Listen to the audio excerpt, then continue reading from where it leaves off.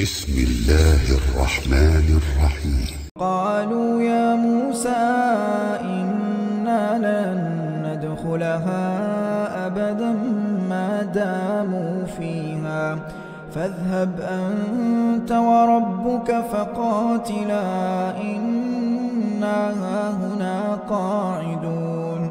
قال رب إني لا أملك إلا نفسي وأخي فافرق بيننا وبين القوم الفاسقين.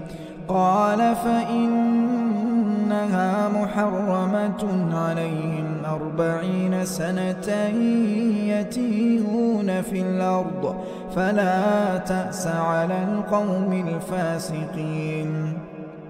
واتل عليهم نبأ ابني آدم بالحق إذ قربا قربانا فتقبل من أحدهما ولم يتقبل من الآخر قال لأقتلنك. قال إنما يتقبل الله من المتقين.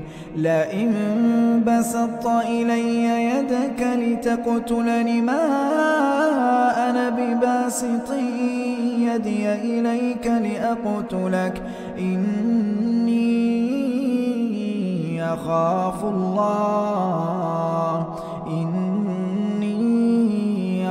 الله رب العالمين. إني أريد أن تبوء بإثمي وإثمك فتكون من أصحاب النار وذلك جزاء الظالمين. فطوعت له نفسه قتل أخيه فقتله فأصبح من الخاسرين. فبعث الله غرابا يبحث في الأرض ليريه كيف يواري سوءة أخيه قال يا ويلتى أعجزت أن أكون مثل هذا الغراب فأواري سوءة أخي فأصبح من النادمين. من أجل ذلك كتبنا على بني إسرائيل أنه من قتل نفسا بغير نفس أو فساد في الأرض فكأنما قتل الناس جميعا ومن أحياها فكأنما أحيا الناس جميعا. ولقد جاءتهم رسلنا بالبينات ثم إن كثيرا منهم بعد ذلك في الأرض لمسرفون. إنما جزاء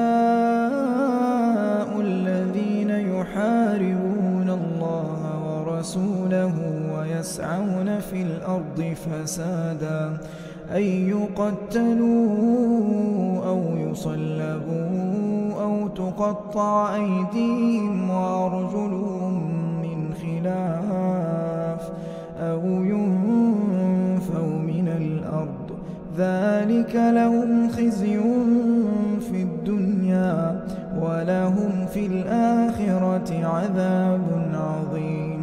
إلا الذين تابوا من قبل أن تقدروا عليهم فاعلموا أن الله غفور رحيم.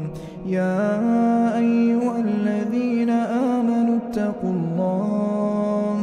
اتقوا الله وابتغوا إليه الوسيلة وجاهدوا في سبيله لعلكم تفلحون.